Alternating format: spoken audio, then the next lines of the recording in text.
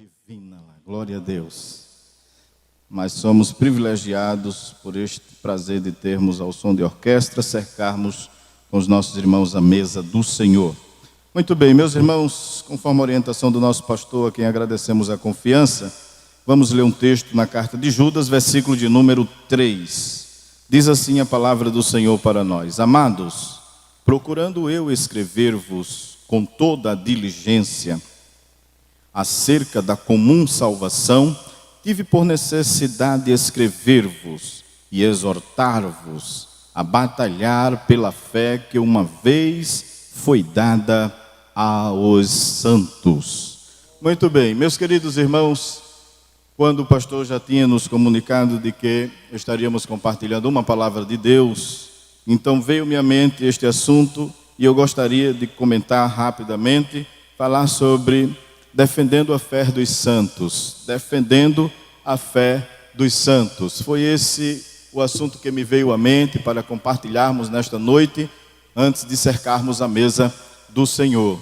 Defender a fé dos santos. Então vou pelo menos falar sobre 3 coisas rápidas. Defender a fé dos santos. Que fé é esta que devemos defender? Esse é o primeiro ponto. Que fé é esta que devemos defender? O segundo ponto é de quem defender. E o terceiro ponto é como defender. Que fé defender, de quem defender e como defender. Vou repetir. Que fé defender, de quem defender e como defender. Judas, ele deixa claro que a fé é a fé dos santos, a fé salvífica. No versículo 20 ele chama da fé da salvação. Paulo escreve aos Filipenses, no capítulo 1, no versículo 27, e diz que nós devemos batalhar, pelejar por essa fé. Ela é uma fé que por vezes exige que nós batalhemos por ela. Filipenses 1, versículo 27. Somente deveis portar-vos dignamente conforme o evangelho de Cristo, para que quer vá e vos veja, quer esteja ausente e ouça acerca de vós, que estáis no mesmo espírito, combatendo juntamente com o mesmo ânimo pela fé do Evangelho. Esta fé que devemos defender é a fé da salvação entregue à igreja, aos santos. Efésios capítulo 4, versículo de número 4 em diante, nós observamos esta verdade. Diz assim, no capítulo de número 4 da carta de Paulo aos Efésios, e o versículo de número 4 e 5. Há um só corpo, um só espírito, como também foste chamado, em uma só esperança da vossa vocação. Um só Senhor, uma só fé, um só batismo. Esta fé que devemos defender, ela é entendida como a fé mais preciosa. Ela é considerada mais valiosa do que ouro.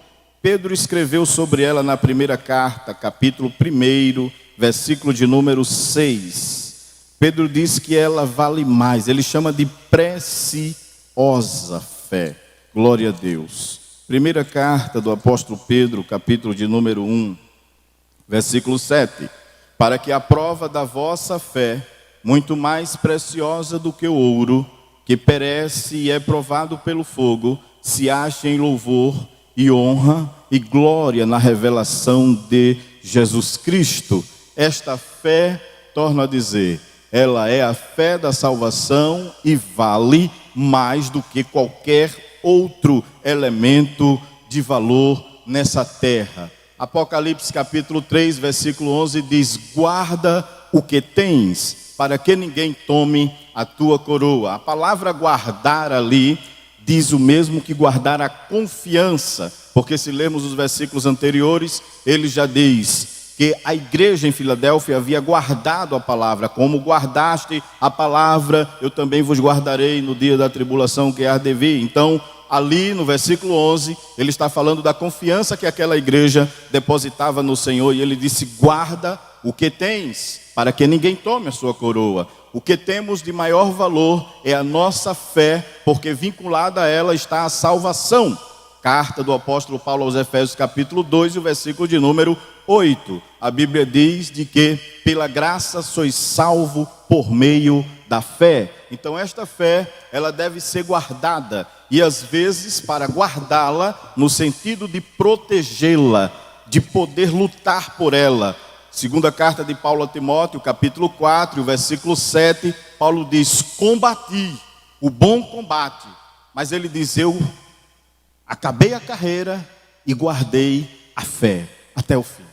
Ele guardou a fé. Quando ele está dizendo que guardou a fé, ele está dizendo que em todos os embates, que em todas as pelejas que ele teve, ele não deixou a sua fé vacilar, se misturar, se degradar. Ele manteve-se até o fim. Ele guardou a sua fé, de que ela fosse afetada, de que ela fosse comprometida. Por isso Judas, ele nos lembra mais uma vez, quando ele diz que devemos lutar ou batalhar pela fé. Há uma necessidade de se lutar por ela. Por quê? Porque ela é um instrumento que vence tudo e todos e qualquer coisa, conforme está escrito na primeira epístola de João, capítulo 5 e o versículo de número 4. Porque esta é a vitória que vence o mundo, a nossa fé. Então, eis aí a razão pela qual Judas pede para que nós batalhemos ou lutemos pela fé dos santos. Primeiro, porque ela é a fé que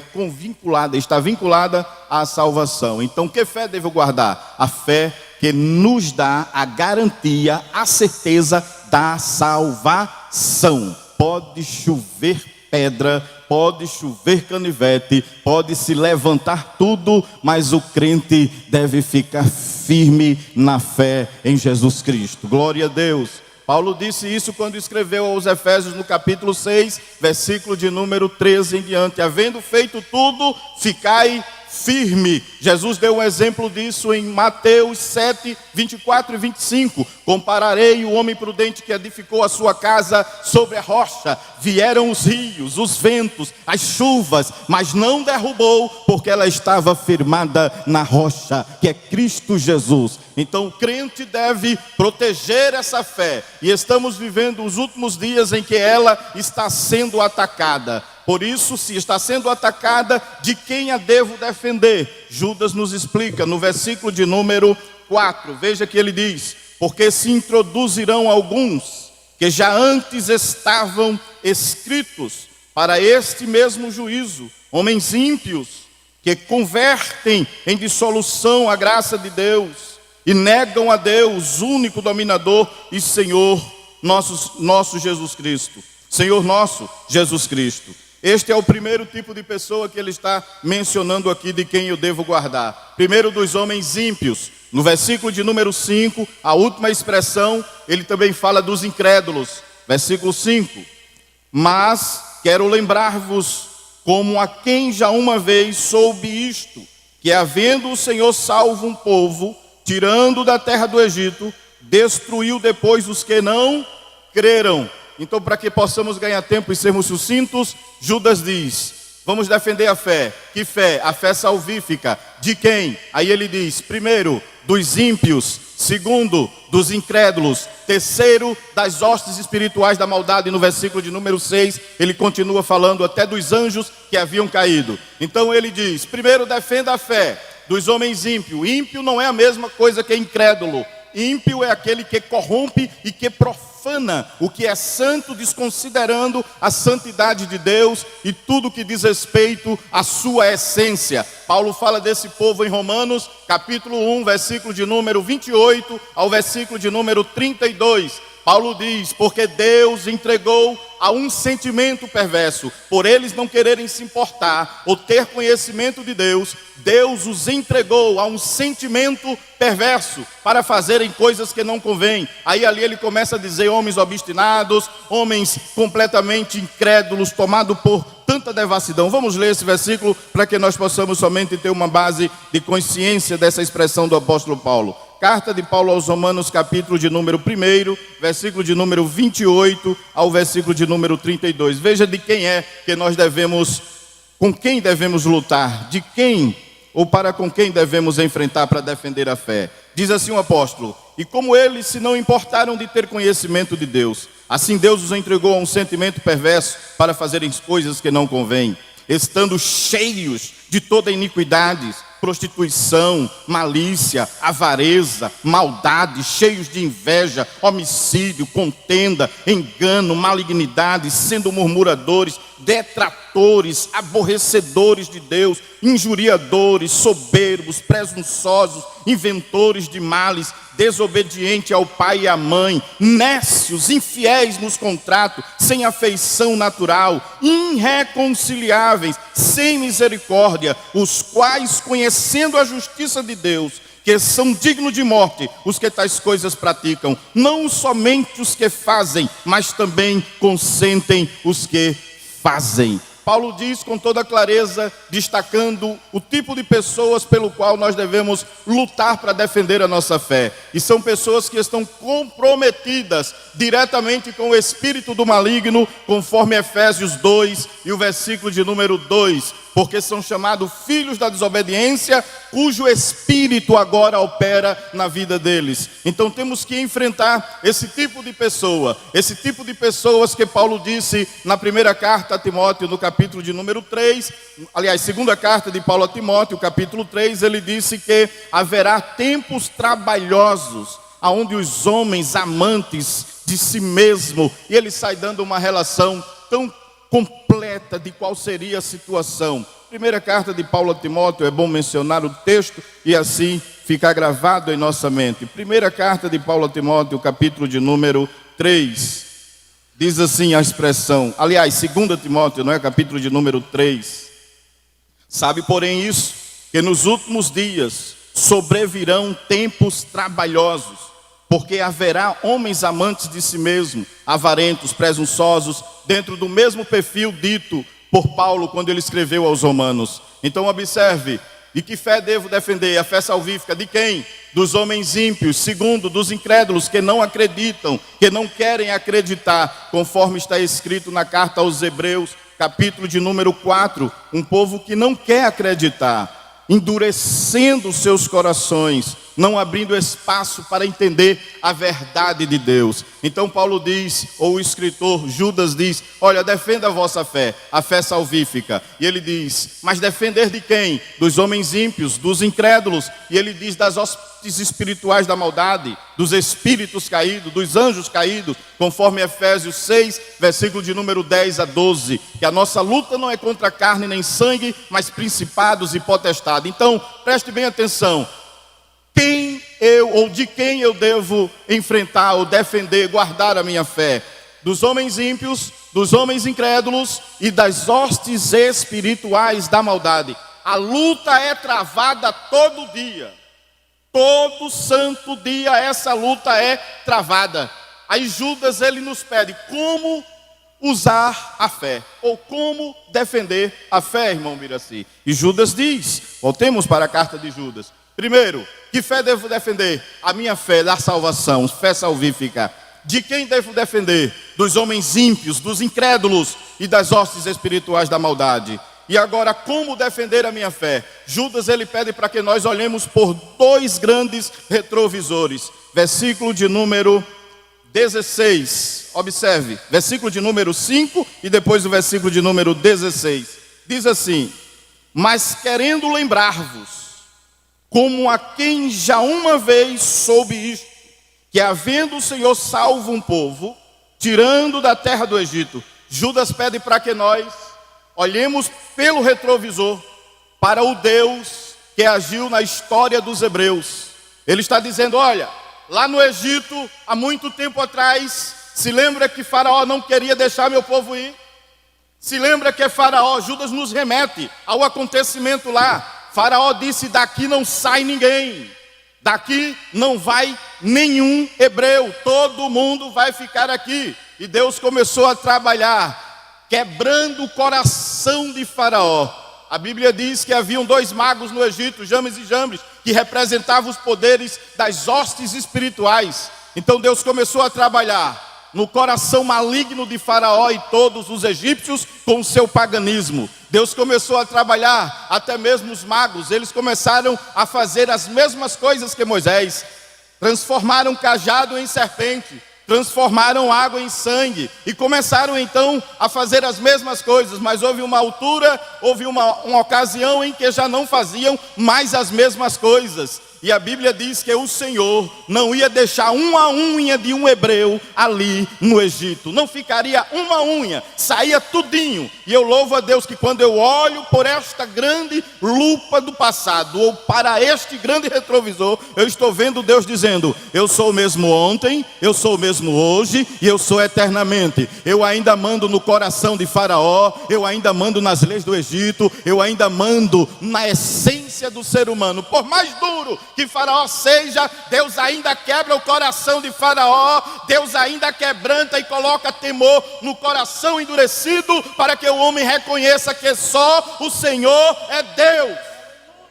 O Senhor provou isto no Egito, o Senhor provou isto na Babilônia, o Senhor provou isto no Império Sírio, o Senhor provou isto entre os medos e os persas. Deus mostrou isso em toda a história do Antigo Testamento. Era crente na fornalha e Deus dizendo: eu entro na fornalha e tiro o crente da fornalha. Era crente na cova do leão e Deus entrando na cova dos leões para livrar crente. Era alguém dando decreto e Deus desfazendo e dando vitória ao seu povo. Ele é o mesmo ontem, hoje e eternamente. Estou sentado na mesa e Deus está lembrando a mim e a você nesta noite: eu sou o mesmo ontem, hoje e eternamente.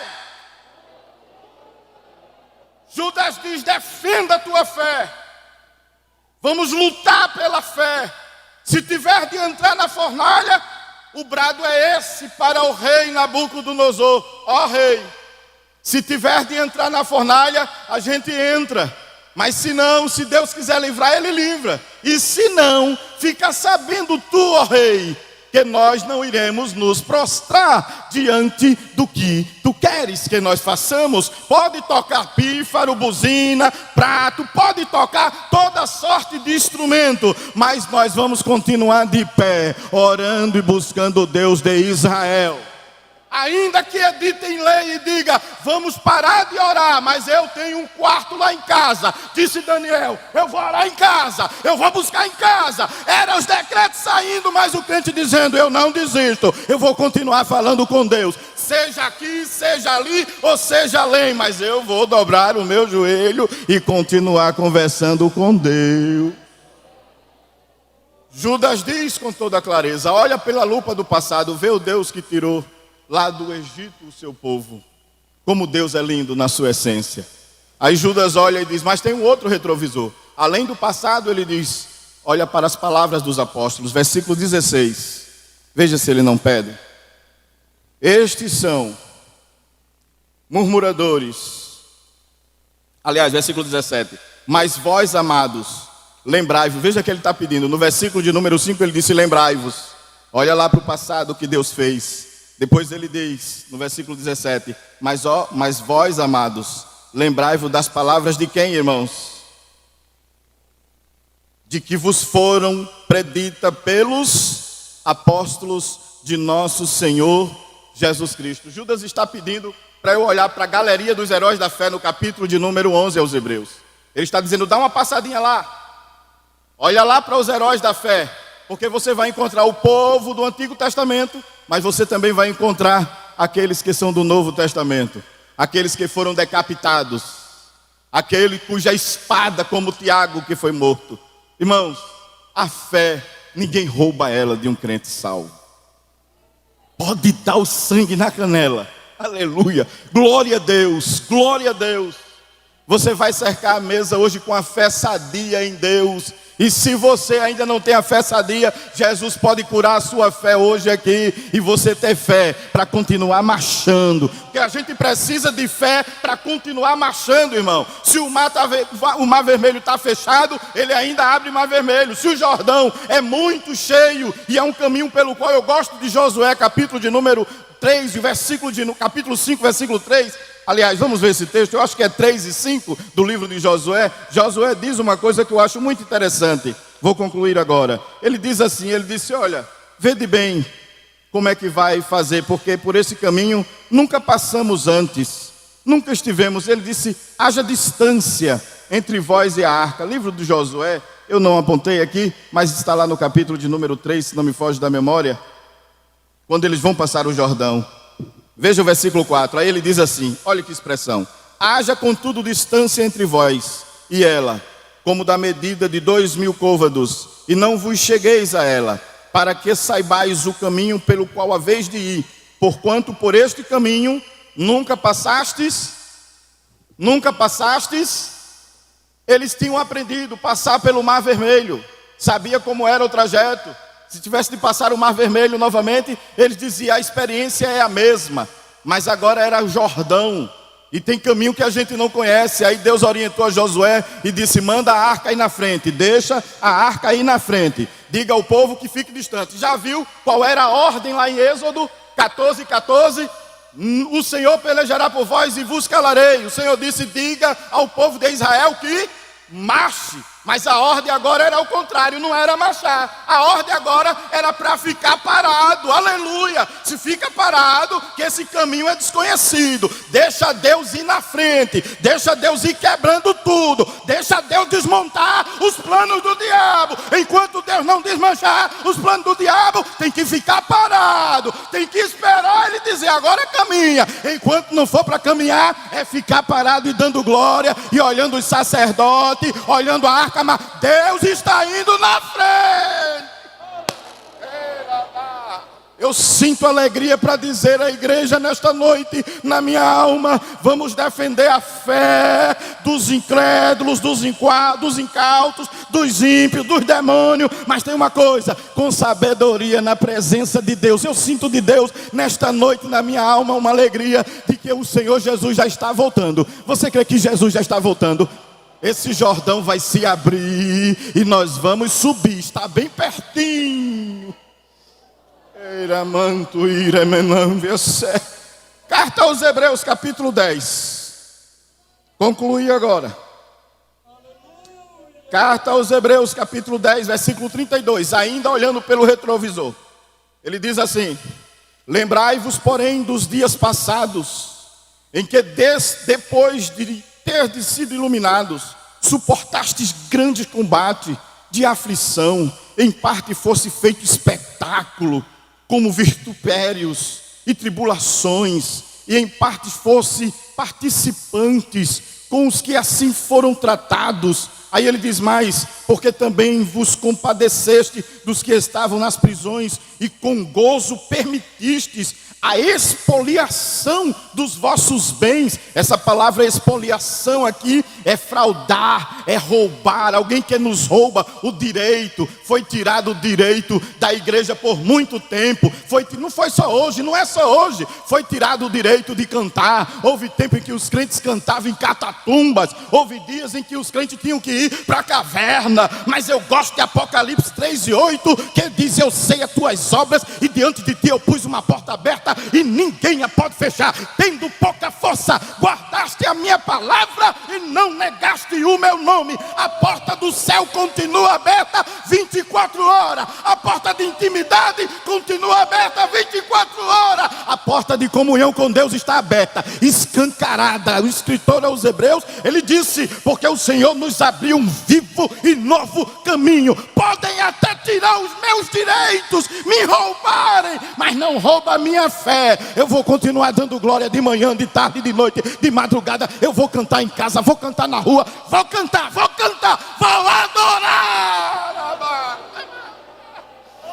Ninguém rouba a tua fé. Onde estão os crentes de fé? Onde estão os crentes de fé? Levante a tua mão, deixa eu lhe dizer. Aproveite esta campanha de oração e venha botar o seu joelho, mas com vontade, irmão. Deus está nos convidando através desta campanha, como também as demais outras, dizendo assim, ei, vem dobrar o teu joelho, vem entrar na peleja, prepara o teu escudo, prepara a tua espada, prepara a tua armadura, crente. Nesta noite, o Senhor não fala na nossa mesa como apenas um pai. Ele fala como Jeová Sabaote. E sabe qual é a ordem dele nesta noite? Como o Senhor dos Exércitos, ele diz, prepara o escudo, prepara os pavéis, prepara tuas armaduras, que é tempo de batalha. Aleluia, aleluia, aleluia, aleluia. Oh, aleluia, aleluia, aleluia, aleluia, aleluia, aleluia. Nessa batalha ele vai trabalhar, mas ele vai usar as minhas armas. Paulo disse que as nossas armas são poderosas em Deus. pela esquerda, pela direita. Que nesta noite o Senhor prepare, pula, dê uma polida, quem sabe as suas armaduras como é que está. Dê uma polida, diga nesta noite: Jesus, quando eu tomar o pão, quando eu tomar o cálice, eu não quero ser, Senhor, somente um membro da família. Eu quero ser um soldado do teu exército. Erianda camantria seregemenante. Pão e vinho foi dado a quem? A Abraão. Ele acabara de sair de uma batalha. Chegou o sumo sacerdote Melquisedeque e disse: come pão e bebe o vinho, Abraão. Aleluia. Nesta noite come o pão e bebe o vinho, que é vida, que é vigor, que é força. E tem uma coisa, irmão, eu sei que tem o poder de imunização aí na vacina, mas eu creio no que Jesus disse. Eu creio no que Jesus disse. Ele disse: a minha carne é vida e o meu sangue é vida. Era manto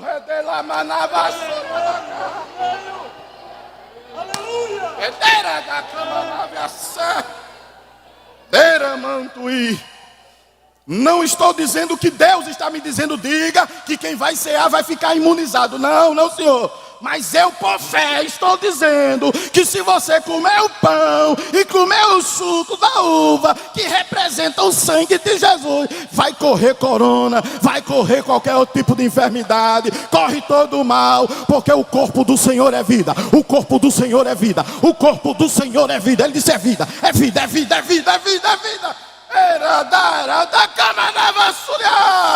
Que Deus nos ajude, que Deus nos abençoe.